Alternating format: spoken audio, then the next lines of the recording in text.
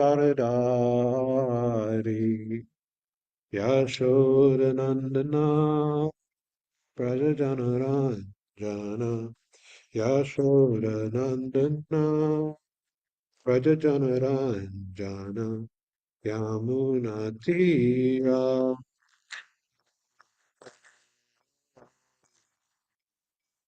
Yamunatira Vanachari Jaivat Amara Kunjavihari Jayavada Ava Kunjavihari Jaya Gopi Janava Lava Kivardari Jaya Gopi Janava Lava Girivardhari Yasodanandana Prajajanana Yasodanandana Rajajanarangana Yamunatira Vanachari Yamunatira Vanachari Jaya Radha Madhava Punjabi Jaya Radha Punjabi Hari Jaya Gopi Janava Radha Girivarid Jaya Gopi Janava Radha Girivarid Yashoda Nana Prajajana Ranjana Yashoda Nana Prajajana Ranjana Yamuna Krira Vanacharji Yamuna Krira Vanachari Jaya Sadam Abhajunavi Jaya Sadam Abhajunavi Jaya Siddhana Girivaris Sridhana Rama Girivardhari Yashoda Channa Rajana Sandana Yashoda Channa Rajana Sandana Yamuna Tira Yamuna Tira Vanajari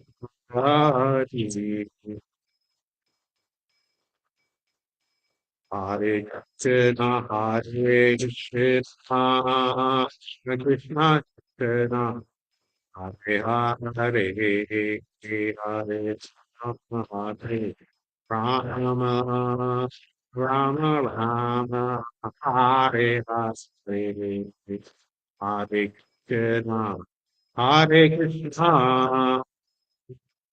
Krishna Krishna Hare Hare Hare Rama Hare Rama Rama Rama Hare Hare Hare Krishna Hare Krishna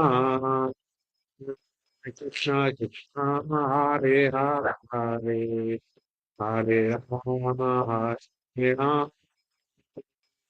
Rama Hare Hare Hare Krishna Hare Krishna Hare Krishna Hare Hare Hare Rama Hare Rama Rama Hare Hare Krishna, Hare Krishna, Krishna Krishna, Hare Hare, Hare Rama, Hare Rama, Rama Rama, Hare Hare, Hare Krishna, Hare Krishna, Krishna Krishna, Hare Hare, Hare Rama, Hare Rama, Rama Rama, Hare Hare, Hare Krishna, Hare Krishna, Krishna Krishna, Hare Hare, Hare Rama, Hare Rama, Rama Rama, Hare Hare, Hare Krishna, Hare Krishna, Krishna Krishna, Hare Hare, Hare Rama, Hare Rama, Rama Rama, Hare Hare. Jayam Vishnu Pada Parahamsa Parijakacharya Shodasata Sri Srimad His Divine Grace A.C. Bhaktivedanta Swami Maharaj Prabhupada Ki Jai. ISKCON Founder Acharya Srila Prabhupada Ki Jai. Jayam Vishnu Pada Parahamsa Parijakacharya Shodasata Sri Srimad Bhaktivedanta Saraswati Goswami Maharaj Prabhupada Ki Jai. Grantaraj Srimad Bhagavatam Ki Jai. Nitai Gaur Pramanande Hari Hari Bol.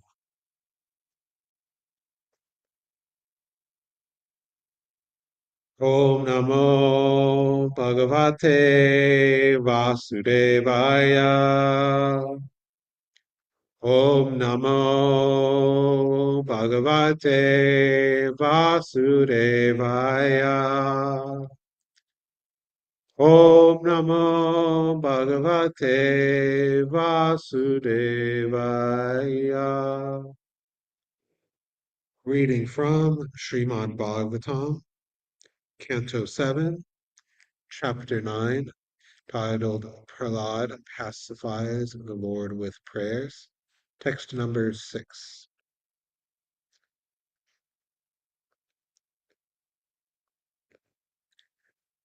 Satatkara spasha duta kilash subha sapadyabi vyakta paratma darshana Tatpada padmam hirdi nivritto dadao Pershyat tanu kalimana hirdi ashrulochana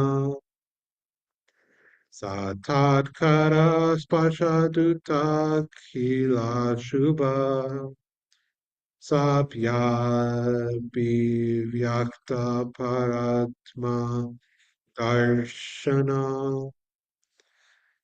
Pada Padmahardi Nivrito Dada Hirshyatanu Klina Kridashru Lochana Satatkara Spashaduta Kila Shubha Sapadyabi Vyakta Paratma Darshana Tatpada Padmam Hirdi Nirvrito Dadhao Hirshyatanu Klina Hirdi Ashrulochana. Word for word, Sa, he, Prahlad Maharaj. Tat Kara Sparsha. Because of being touched on the head by the lotus hair of your Srimadev. Dhatu, being cleansed. Akila, all. Ashubha, inauspiciousness, or material desires. Sapadi, immediately. Abhivyakta, manifested. Para Atma Darshana, realization of the Supreme Soul, spiritual knowledge. Tat Pada Padma, Lord Nrsingadeva's lotus feet. Hridi, within the core of the heart. Nivrita, full of transcendental bliss. Dadao, captured. Pershyatanu, having transcendental ecstatic bliss manifested in the body. Kalina hurt, whose heart was softened through transcendental ecstasy. Ashru Lochana, with tears in his eyes. Translation and purport by His Divine Grace, A.C. Bhaktivedanta Swami Prabhupada, Srila Prabhupada Ki Jai. By the touch of Lord Nrsingadeva's hand on Prahlad Maharaj's head, Prahlad was completely freed of all material contaminations and desires, as if he had been thoroughly cleansed. Therefore, he at once became transcendently situated, and all the symptoms of ecstasy became manifest in his body. His heart filled with love and his eyes with tears, and thus he was able to completely capture the lotus feet of the Lord with the core of his heart.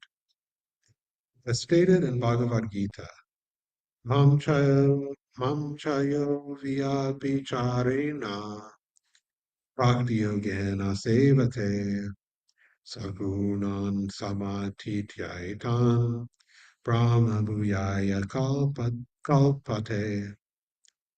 One who engages in full devotional service, who does not fall down in any circumstance, at once transcends the modes of material nature and thus comes to the level of Brahman.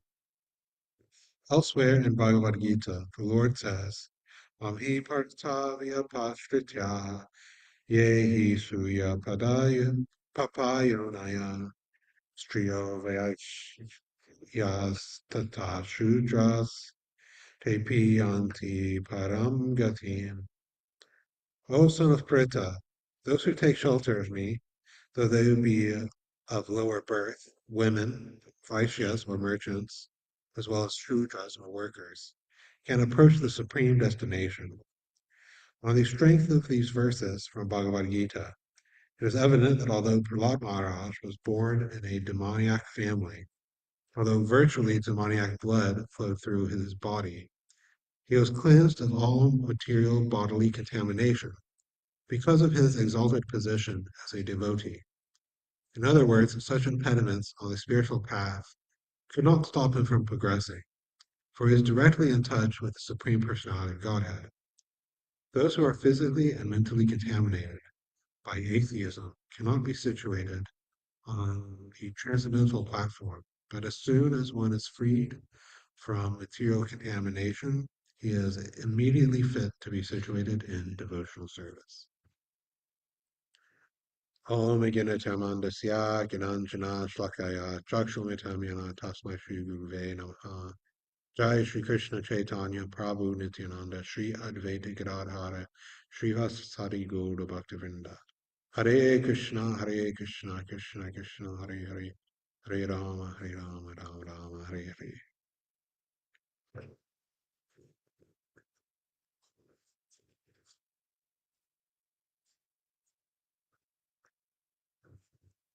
So Prahlad was about to begin his prayers to Lord Nrsingadeva in order to pacify him. And in this verse, he was touched with the hand, the lotus hand, the Lord Narasimha, and was freed of all material contaminations. Uh, and as such, he is able to always be thinking of his Lord within his heart. And when we read descriptions like this, somebody is cleared of all material contamination because of the touch of the Supreme Personality of Godhead, or something like that. Another example that comes to mind is Putana.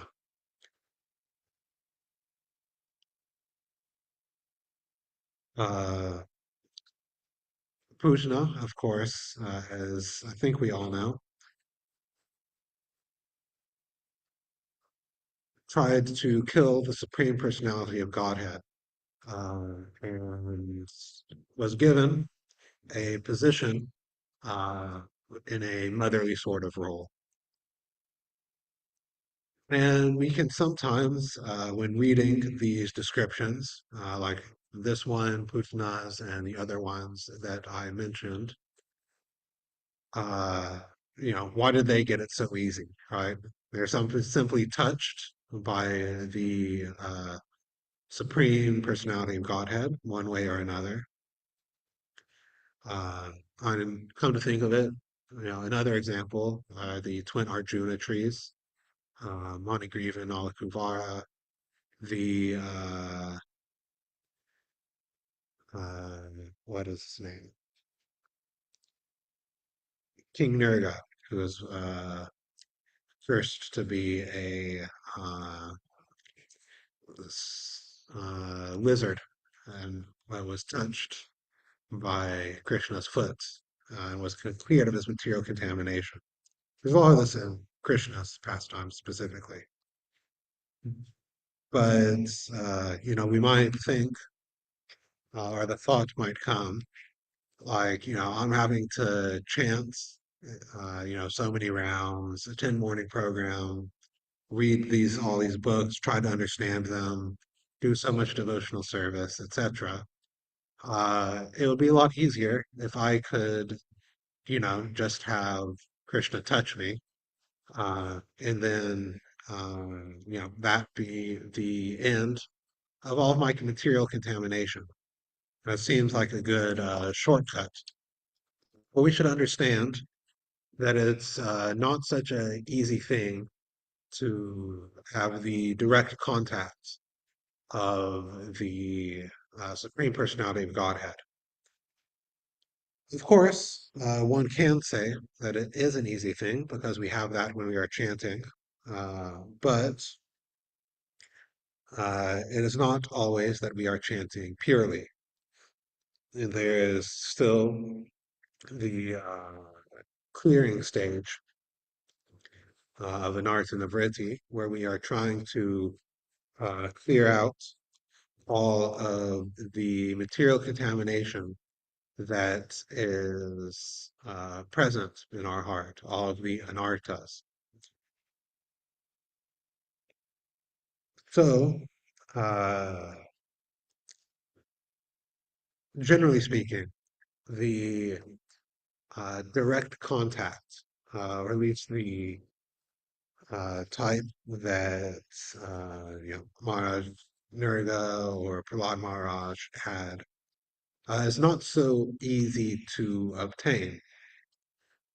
Uh, Srila Bhaktisiddhanta Saraswati Thakur has this phrase, it's kind of proverb that has become well known in ISKCON. Prabhupada would sometimes repeat it, which is first deserve and then desire. It's not that um, Prahlad or any of these other personalities were chosen randomly. Actually, this whole narration, these chapters, we can sometimes forget actually the frame that these chapters are in, or that, and many times in Bhagavatam, the stories arise from a question or a conversation. And the question that this specific pastime, Lord Nrsingadev, springs from is the question of how the Lord is impartial. As Maharaj Yudhisthira saw that Lord Krishna killed Shishupal on the during the yajna crowning Yudhisthira as king of the entire world. And he had some doubt, so he asked Narada Muni, is the Lord partial? And or does he like the some people better than others? Does he dislike demoniac people? Uh, and uh, Narada Muni chose to tell him the story of Lord Nrsingadev, tell him the pastime of Lord Nrsingadev, which, just as a side note, it's kind of a strange choice to have somebody who has a doubt about whether the Lord is partial against the demons to tell a story where a lot of it is Lord Nrsingadev killing demons. I just thought that was kind of a interesting dichotomy. But in any case, the whole story is being told, the whole pastime is being narrated to prove the point that the Lord is not partial uh, between one person and another, one living entity and another. So these personalities were not just randomly chosen to have the touch of the Supreme Personality of Godhead and to be cleared of material contamination in that way. Generally, there are a couple of ways that one can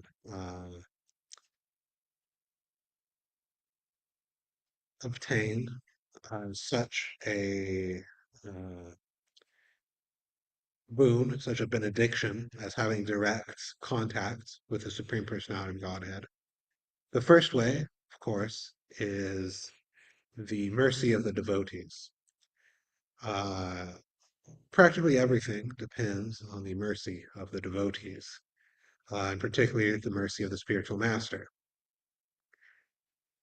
And if the mercy of a very advanced Vaishnava is there, then the Lord will even go out of his way to grant you, to grant the object of this mercy uh, special benedictions or darshans. A case of this is Manigriva and Alakuvera with Damodar Lila. We understand from the pastime that they were actually kind of on their own merit, not candidates to see the pastimes of the Supreme Personality of Godhead. Uh, but due to the mercy of Narada Muni, who, after cursing them, blessed them, they were able to see. They were able to get somehow or other the association uh, of the Supreme Personality of Godhead by being two trees in the courtyard of Nanda Maharaj. Uh, and of course, Krishna had no need to uh, uh,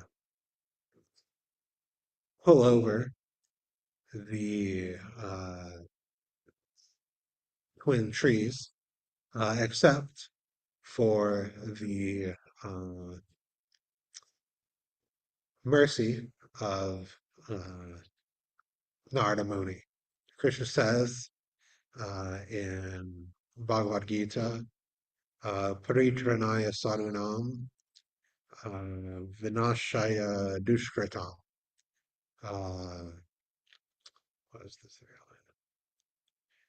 Anyway, that he comes to destroy the miscreants and to please his devotees, to protect his devotees. Uh, in and of itself, pulling down these twin trees does neither. Uh,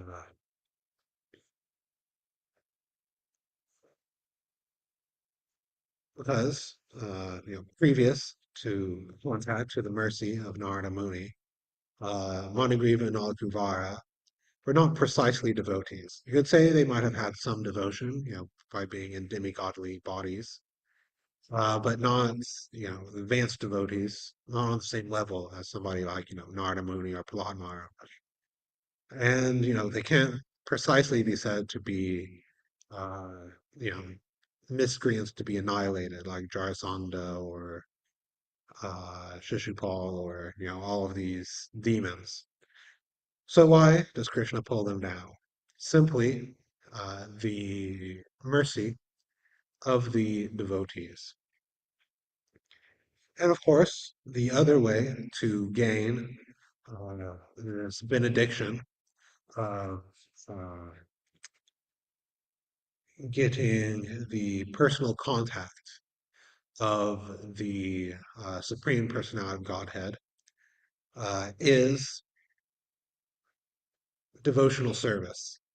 The acharyas, parampara, and shastra give us the means by which we can purify ourselves of material contamination. Prabhupada, in this verse, describes atheism as contaminating. And we can overcome this contamination by uh, the process given in the Vedic literatures. This is why sometimes the Vedic literatures are said to be self-authenticating or self-verifying, uh, because they give specific methodologies for how to purify oneself in order to actually experience the realities uh, about which they uh, describe or about which they talk. It is just like, if I take a chemistry book, that is also self-authenticating. Because in addition to, the descriptions of, atoms and molecules and electronegativities and all of those things, it also has chemical procedures. If I follow the procedures and get the results, that is uh, the self-authenticating nature within that domain of the chemistry book or any other sort of system like that. And likewise, the Vedic literatures are self-authenticating uh, because, as I said, they give you a specific mm, means of being able to authenticate them, of being able to actually experience the Supreme Personality of Godhead. So, uh, by practicing devotional service, we are able to have the same kind of direct contact with the Supreme Personality of Godhead as personalities like Prahlad and others are.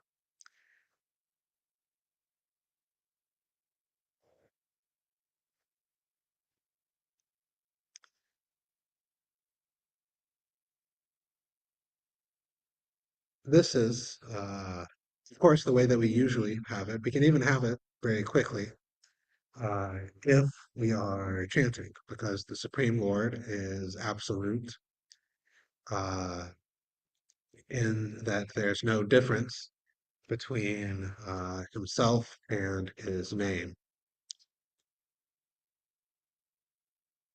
So it is verified by Shastra, by Guru, by sadhus, that we are able to capture the lotus feet of the Supreme Lord within the core of our hearts by following this process, if we want that.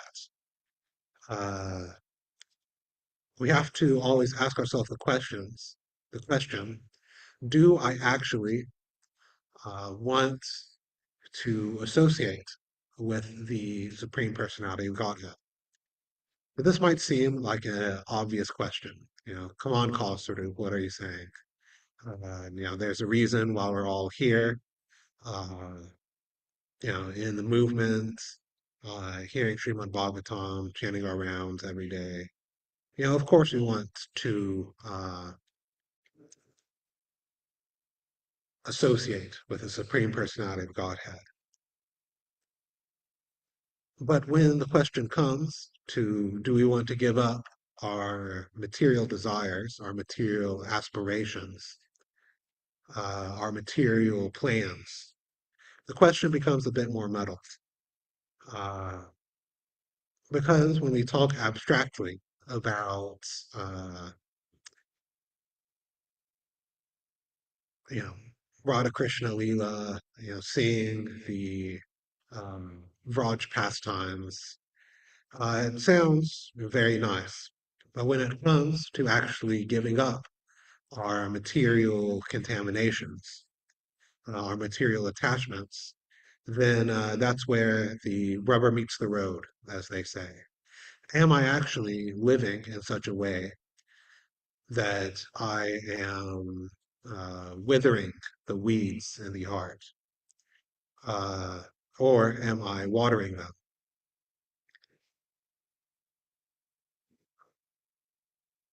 In the Chaitanya Charitamrita, of course, we have this analogy where the creeper of devotional service, small plant of devotional service, is coming up, uh, is growing as we practice the process. But the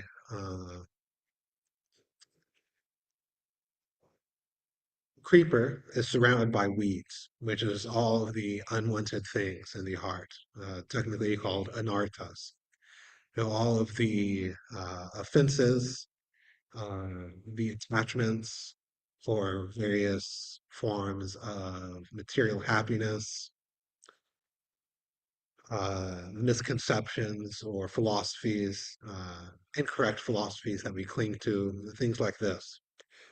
It is described that actually, if we perform devotional service incorrectly, we can be watering the weeds as we water the Bhakti Vata Bij. And if the process of watering the weeds gets too intense, if we water them too much, they can actually strangle the Bhakti Vata Bij and cover over, again, the propensity to perform devotional service, at least for some time. Uh, so we have to be very careful of how we perform devotional service. And we can ask ourselves, is what I'm doing actually devotional service? How am I approaching service to Krishna? So this is the difference between the bhakti mentality, the devotional mentality, and the sahajya mentality. The sahajas, they want the highest bliss. They want the highest thing, but they don't want to give up the lowest thing, the lower things to get it. Uh, they want to partake in Radha Krishna Lila. Oh, the gopis are dancing in my vision, and I'll roll on the ground in ecstasy. When it comes to, oh, there's some service that we need you to do, and you might want to give up, these certain things that are impediments on the path to devotional service. No, no, no, just Radha Krishna Lila. So we have to be careful of these tendencies within our hearts because of being so attached to these different material contaminants, these material contaminations, lifetime after lifetime, for billions of lifetimes. billions and billions and billions of lifetimes, it can be very difficult to give them up. But so it's understandable, that we don't want to give up these contaminations. But on the other hand, it is no excuse not to work to do it. Uh, because if we do not give up these contaminations, we will approach the Supreme Personality of Godhead, we'll approach Krishna in a very materialistic way, with an attitude of, Krishna should be doing these things for me, right? I want, these different forms of sense gratification. I want this thing to happen. I want this thing. I want this thing to be given to me, etc. Uh, but when it comes time to give to Krishna, to sacrifice for Krishna, oh no, I'll go do other things. Uh, we should always be on guard against this mentality, because the actual quality of devotional service is the exact opposite, right? Take everything from me, Krishna. Take everything. The gopis, I was talking about Radha Krishna Leela. Uh, the gopis were ready to sacrifice everything uh, to please Krishna. Of course, we cannot imitate. I'm not saying go out in the middle of the night to have a Rasa Leela, but we should follow in the footsteps. How can I apply that attitude in my life? How can I sacrifice everything for Krishna? That is the actual Gopi Bhav. Every now and again, we hear about this idea that pops up in ISKCON sometimes of, the Gopi Bhav Club or similar things where people try to imitate uh, the uh, Kali Lila, the playful pastimes of Radha and Krishna. But the actual Gopi Bhav Club means to sacrifice everything for Krishna without wanting anything in return. And then one can have the contact of Krishna. Uh, so if one wishes to have the benediction that Prahlad Maharaj has in this verse, that Nirga had of actually touching the Supreme Personality of Godhead, uh, one should try to cultivate this mood of complete surrender, of having everything for the Supreme Personality of Godhead and wanting nothing in return. And this way, even by the practice itself, one clears all contaminations. Prabhupada uh, mentions in this purport about the physical and mental contaminations of atheism.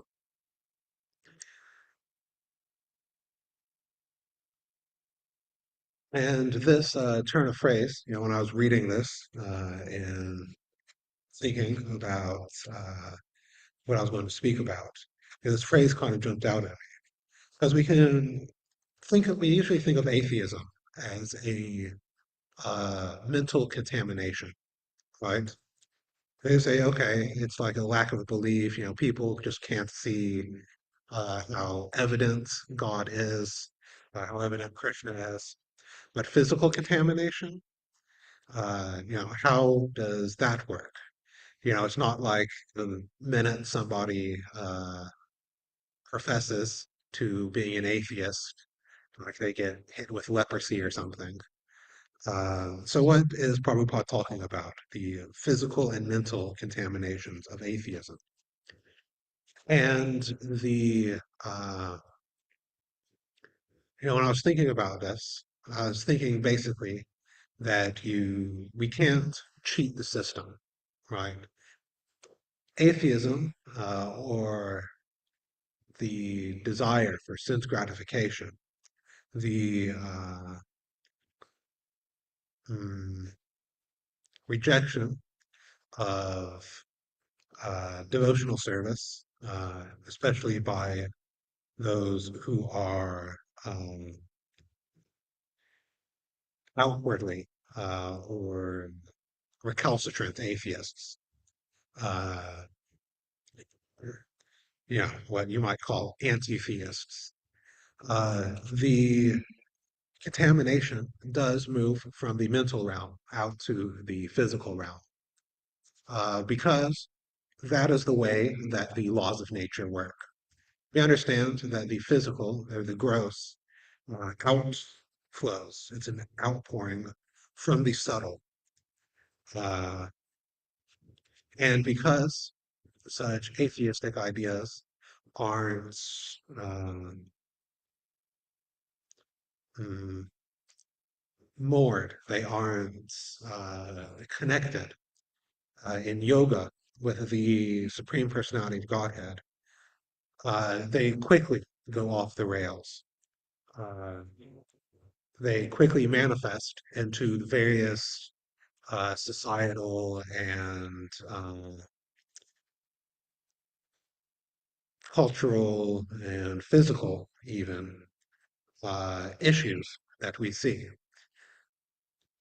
So this, idea that's, for example, prevalent in modern society, that it is, all about me, my happiness is the standard by which I judge different courses of action. This is an outgrowing of atheism and the various physical manifestations, the wars that are happening, the oppression that is happening everywhere, the uh, alienation that people are feeling, the mm, inability even to get good quality foodstuffs. All of this is a physical outpouring of atheism, of the atheistic philosophies that are based solely on materialism and sense gratification. And unfortunately, all of us there's bring contaminants of this atheism to devotional service when we are in the neophyte stage, because we have been raised in a culture that promotes this atheistic worldview, atheistic habits, uh, atheistic way of living. Even when we come to devotional service, when we come to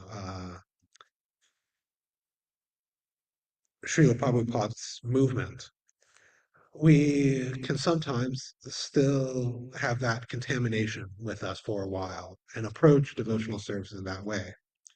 That is why, of course, Srila Prabhupada uh, wanted the cultural part of his mission to be pushed as well, what could be called the Varnashram side, uh, to have a culture where actually the center is Krishna, because then it's a lot easier to practice devotional service.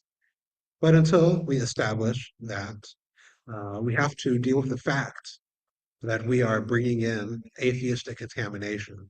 This contamination working primarily for our own sense gratification into the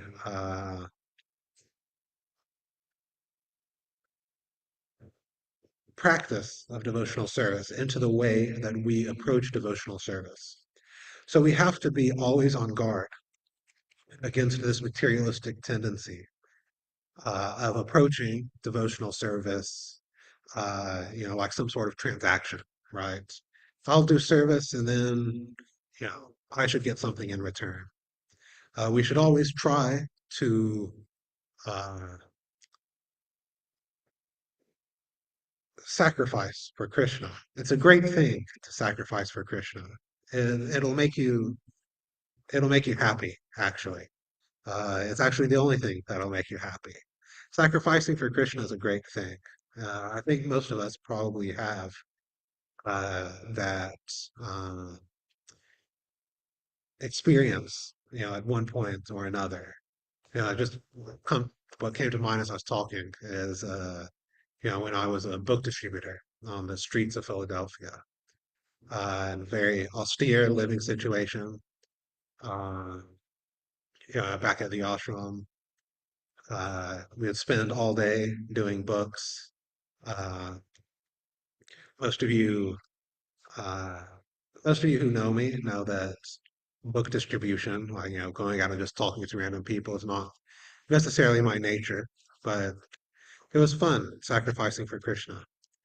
So we should always try to have this mood of yajna, of tapasya, of sacrificing for the uh, higher practice, for the higher nature.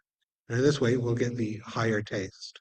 So we're never actually the loser. Even if we lose our material contaminations, if we lose our material desires, then we'll notice, oh, that's not there anymore. And then we'll barely miss it at all.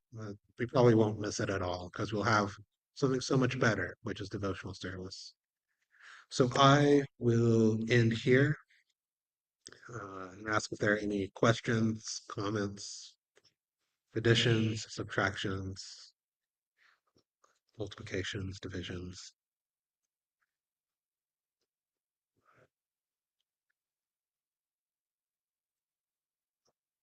I have just a comment and a thought, if I may. Yes, of I don't want course, to, Prabhu. I don't want to interrupt anybody that might have their hands up. Now there's nobody in person here, so Oh, but what about in the ethereal land out there? There must be somebody no, that. I see no virtual hands. So Oh, okay, okay. Thank you for your class. That was very nice. As usual, nice domino effects are coming. Thoughts and everything. But um, it's really nice. And you were talking about serving Krishna, and we know that what's most pleasing to Krishna is pleasing Radharani, and most pleasing to Srimati Radharani is pleasing her devotees, and mhm, by just it keeps funneling down to community every time, by mhm. serving one another. Like I was thinking about you today, this morning when I popped my head in. Thank you for your service. It's like that's the beginning of love for Krishna, is loving one another. We have to do that because we'll never experience Krishna, the love of Srimati Radharani for Krishna, in separation or otherwise. We have to, until we start loving each other. And there's a thought that often comes in my mind about Krishna consciousness: is it's pure sentiment backed by pure philosophy. You were Mhm. talking about Sahaja and impersonalism and all that, and they'll just take one of the chapters of that book, maybe sentiment, and run it to the extreme, but it's not backed by philosophy, not pure philosophy. And so we're so fortunate having that, and having that within this community. So just thank you again for your wonderful class, and being such a great, stalwart of this community, because we all need each other. Thank you. Hare Krishna. Hare Krishna. Thank you, Prabhu, for your nice comments. Is there anybody else? There is I. Tarka Prabhu. Hare Krishna Prabhu. Hare Thank Krishna. you for a very nice class. Thank you. Bunch of nice points there. I'm full of stuff today. We don't have time, but um, you mentioned, you described Shastra as being self-authenticating, and Mhm, I like that concept. Um, the idea that Krishna consciousness is not blind faith; it is actually a science. You can test it, you can verify. Um, Shastra provides the methodology, and if you follow the process, you can duplicate the result. Mhm. So I guess I'd like to hear more about your thoughts about how um, Krishna consciousness is a science, and well, I'll leave it at that. Let's start with that. All right. Yeah, so Krishna consciousness as a science. Prabhupada, of course, used this term. He once when he was asked, I don't know if he was directly asked or somebody referred to the movement as a religion, which might fit, might not fit. He said, actually, it isn't a religion; it's a science, philosophy, and cultural movement. And yeah, Krishna consciousness is a science. It seems, of course, that when Prabhupada is using the term science, uh, he, in one way was using it in kind of the older sense of the word, as in like a codified and systematic body of knowledge, uh, which, of course, Krishna consciousness is. Uh, Most people have the experience, when they were newer, before even they got to study the books themselves, or even as they were first starting to study the books. They had some doubt, and then they went to learn a devotee, a senior devotee, and whatever they asked, there was an answer to it. Uh, just from my own experience, because I was interested, of course, in science, philosophy, and these things before coming to Krishna consciousness. But whatever philosophy I studied, I had always found some flaw in, some issue in the fine print somewhere, or a fly in the ointment, you could say. So naturally, I tried to do the same thing with Krishna consciousness, and I couldn't do it. It's just unassailable. And also, there is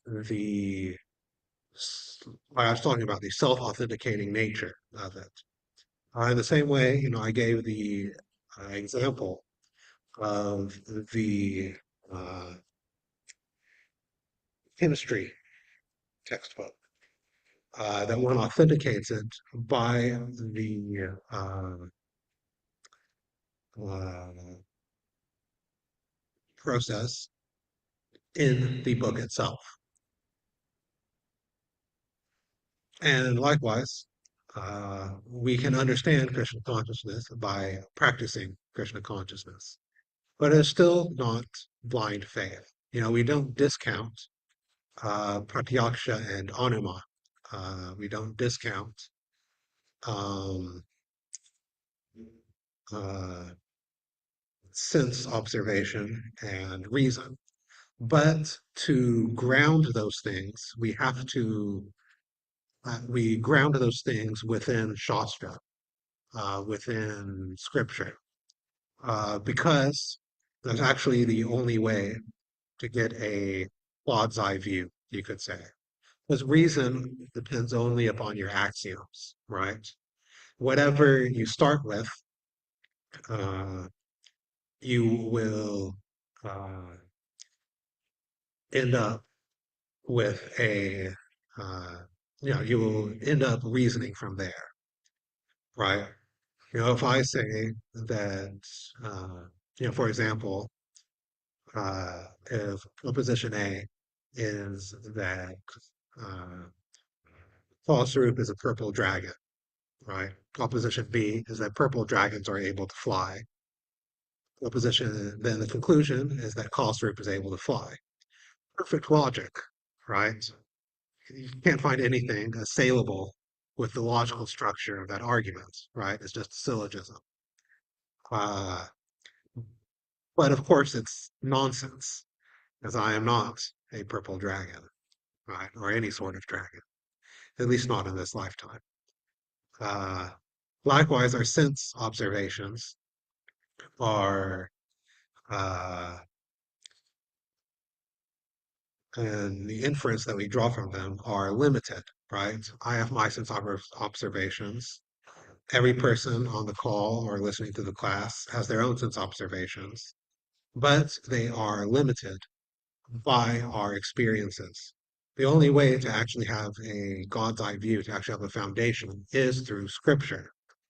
But it's not that we accept everything as Scripture. It's not that somebody comes and hands me any old book that they got from Barnes and Noble, that I accept that as the absolute truth. It has to be self-authenticating. It has to have a process within itself that by which one can perform the experiment, that one can actually realize the truth of the book within itself. And of course, it has to be aparushaya.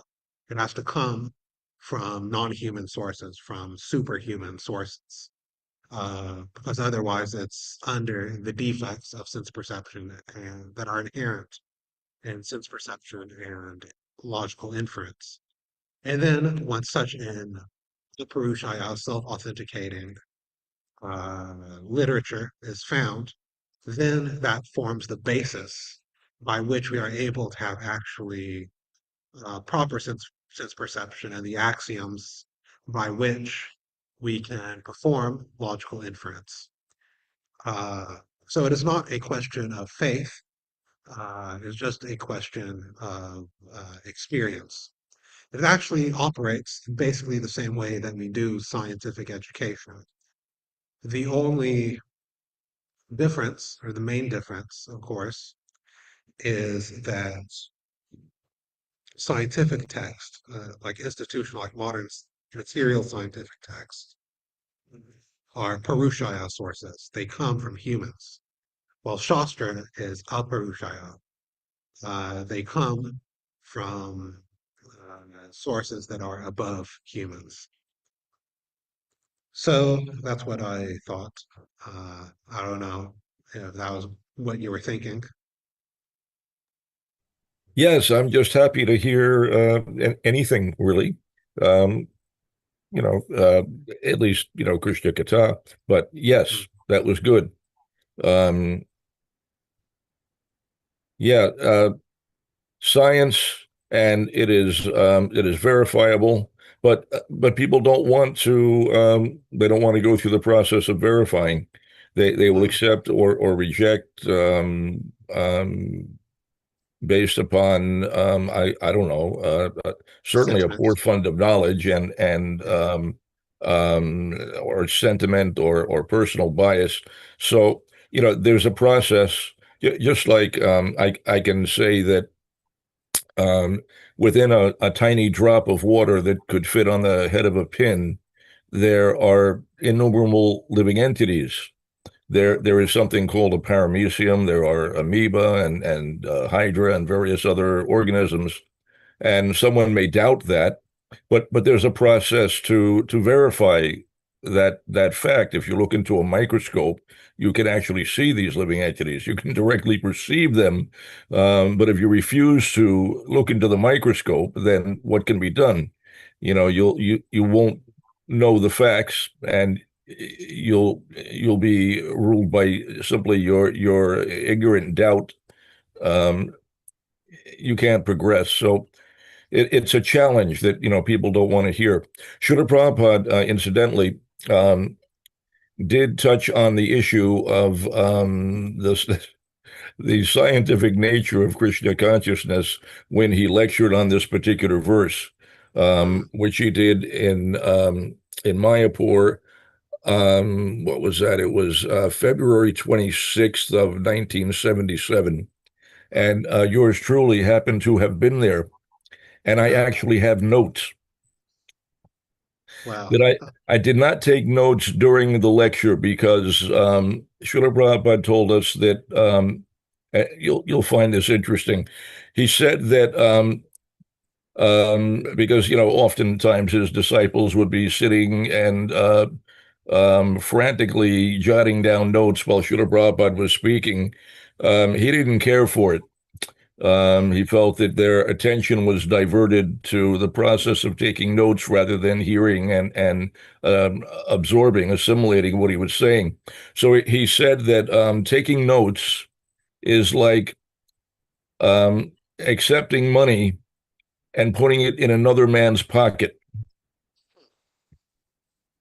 So he favored attentive listening and assimilation on the spot over note taking. But note taking obviously has its place.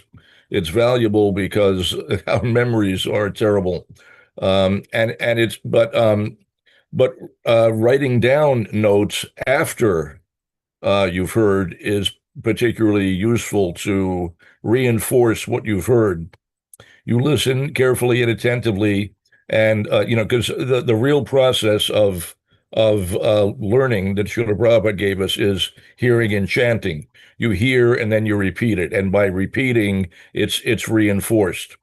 So one way is you discuss with others what you've heard.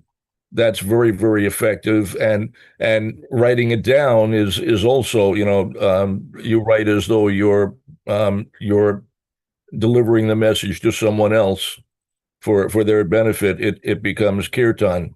Um, so it has the same effect. It's hearing and chanting, which is a powerful way to reinforce the understanding in your consciousness. I would love to share my notes, but that would take a few minutes, and Mm, we don't have a lot of time. Interestingly, the class began with a devotee attempting to chant the Sanskrit and having difficulty to do it properly. He was really struggling, couldn't get it right. And Srila Prabhupada said, he told him when I think the first line he struggled with, and Srila Prabhupada pronounced it for him. The devotee still couldn't get it right.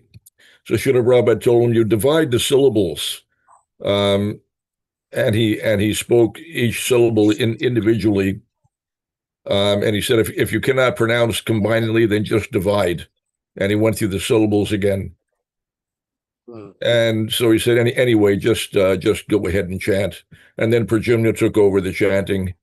Um, and Srila Prabhupada noted that the verse was not written on a board for the benefit of the other devotees to read from. And so he chastised the devotees that they had not.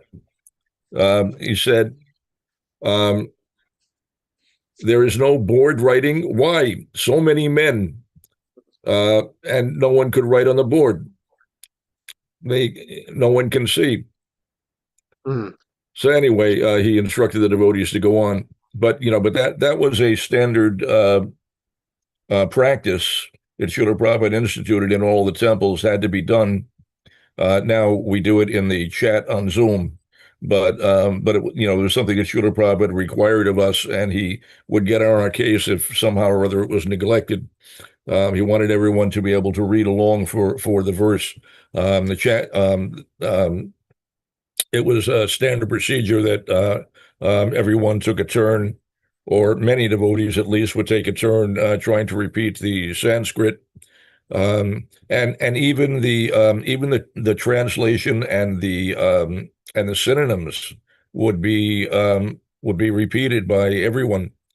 mm, Anyway, so we moved on. Then after Prajumna read the translation, Srila Prabhupada read the text itself again, and of course he pronounced it perfectly. And it's actually not that difficult a verse, but at that time it was pretty tough for us. mm, We've moved far since that time, and devotees, even young devotees now, have the benefit of, regularly hearing from others who have struggled through it and have gotten a feel for it. Because there are different ways to learn Sanskrit, and but the process that Srila Prabhupada gave us was one of just hearing and intuitively developing a feel for the meter. After Mm. you hear over a period of time, you just develop a natural feel for what the meter should be for any given verse. You can just look at it and you just see it right away. It just jumps off the page at you.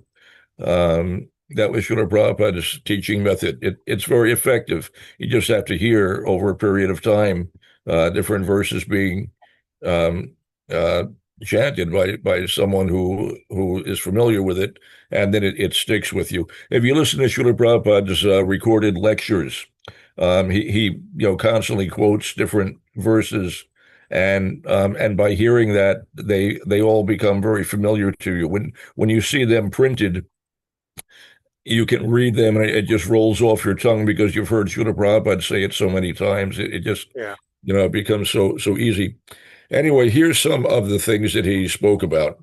And it's a terse list, but he,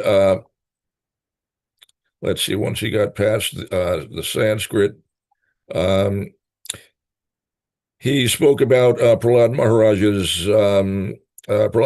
and the effect of Lord Narasimhadev's touch. He stated that the verse describes Prahlad being touched by Lord Narasimhadev. The Lord's hand is the same hand that killed Hiranyakashipu. The Lord used only his nails to kill the demon. No weapon was used. The Lord's palm is compared to a lotus flower, Kamala. The lotus is soft and pleasing, while nails are hard and destructive. The coexistence of softness and destructive power is contradictory. Therefore, it is described as adbhuta, wonderful or astonishing. Um, um, that adbhuta quality is mentioned by Vishwanath Chakravarti Thakur, and Srila Prabhupada here mentions that he cites Jayadev Goswami, who uses the same term in his prayer, Tavakara Kamalavardenakam Adbhuta Shringam, right? So it is contradictory. So then Srila Prabhupada spoke about Achintya Shakti. He said that the Lord's power is inconceivable, Achintya. Srila Jiva Goswami explains that without accepting Achintya Shakti, nothing can be understood. Human logic cannot grasp such phenomena. Vedic instruction, the Vedic instruction is that you do not try to apply your logic to what is inconceivable. People call such descriptions mythology due to their inability to understand. Their rejection is due to limited intelligence. The events are factual, not mythological. Mm. And he continues speaking about the Lord's touch, said the same hand placed on Prahlad's head produced bliss. Prahlad experienced immediate transcendental happiness.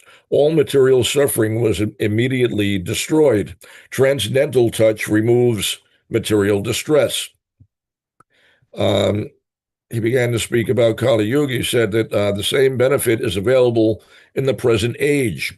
One must become like Prahlad Maharaj to receive it fully.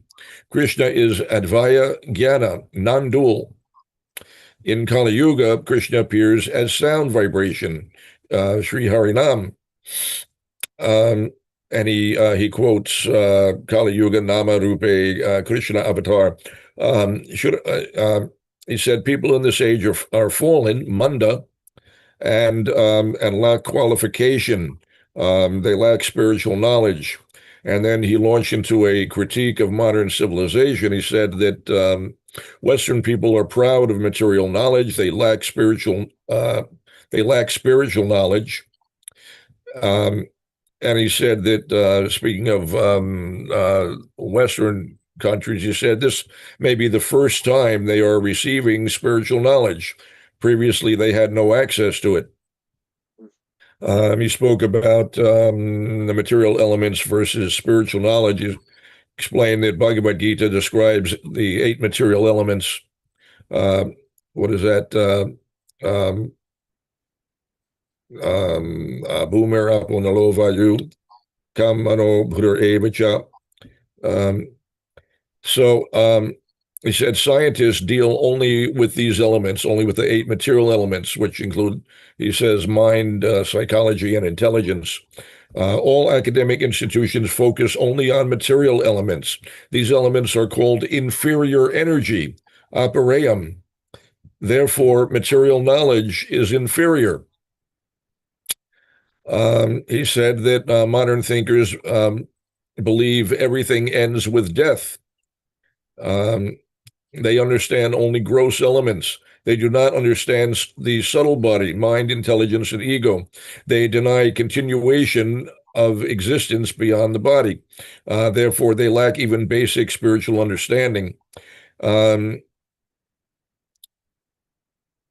he spoke a little about basic spiritual understanding, the rudiments. He said that, where am I now? Krishna describes another energy, prakriti, which is the living entity, jiva bhuta. It is superior to matter. Scientists do not recognize this. There is no effort to study it in institutions. Therefore, they are called buddhas, fools. He said that without understanding superior energy, one cannot understand God. The relationship between God and the jiva is bhakti. He says this is very difficult to understand. Very few strive for this realization. He said that in Kali Yuga, people are very slow, manda. Even if interested, they progress slowly. They do not recognize spiritual knowledge as primary. They neglect inquiry into the soul. They assume life arises from matter. They cannot demonstrate this scientifically. Their claims lack experimental proof. Therefore, their theories are not real science. So he gave this critique of modern science that it's not real science, it's largely speculation. They put forth assertions that they have never been able to prove. And the whole world is accepting these assertions without any proof. Right. It's completely a blank check. Anyway, he spoke a little about true science. Real science, he says, requires observation and experiment. Speculative theories are not valid science. Krishna is the supreme spiritual reality. The Vedic definition is that God is the supreme living being. He is the chief eternal among eternals. He maintains all others. He spoke about the difficulty of spiritual realization. He said, even understanding spirit is difficult. People mistake the mind and intelligence for spirit, and that true spirit is beyond these. Only after understanding spirit can one understand Krishna. And he spoke about the condition of society, that people create false theories, sumanda mataya. They are unfortunate, manda bhagya. They reject available knowledge. They prefer speculation. The world is full of disturbances, war, and conflict. Then he spoke about the completeness of the creation. He said the world is complete, purnam. God has provided everything. Conflict arises due to misuse. People see completeness, devotees see completeness and happiness. He spoke about the misuse of resources, that the earth has abundant water. Humans cannot convert salt water easily. They consider importing water, and he criticized this as foolish. He said the example of living in water but dying of thirst. This illustrates human ignorance. He said he talked about the root problem. He said the problem is a lack of Krishna consciousness. Everything else is already sufficient. He spoke about his spiritual master. He said that my Guru Maharaj said the only scarcity is Krishna consciousness. Following Krishna's instructions solves all problems. Bhagavad Gita contains perfect knowledge. He frequently spoke about how the answer to every question can be found in Bhagavad Gita. The solution to every problem is given in Bhagavad Gita. Srila Prabhupada actually quoted from Bhagavad Gita more than anything else. Um, he's he spoke in so much from Bhagavad Gita. He spoke about the result of following Krishna. He said that if followed, the whole world can become happy. Krishna's instructions are perfect because they come from him. He spoke about the practical application, chanting in particular. The same benefit as Prahlad received is available now. Krishna is present in his name. Name, form, and person of Krishna are non-different. Chanting directly associates one with Krishna. Chanting frees one from material bondage. The holy name is complete and pure. And his final instruction was that one should stick to chanting the holy name.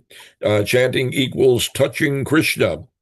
The same benefit as Prahlad received by the Lord's touch is available just by chanting. One must consciously understand this while chanting. And then he thanked the devotees, and the devotees all yelled Jai. That was the conclusion, as usual. So that's it. Thanks for putting up with me. Oh, thank you for sharing that, Prabhu. Uh, yeah, it's kind of amazing that you took such detailed notes, you know. Uh, yeah, a lot of stuff there. I, Uh, I have a lot of notes. Srila Prabhupada gave class on a whole bunch of verses from this chapter, if not mm, all of them. Um, so I was present for all of that. wow. Okay. All right. Any other comments, questions, complaints?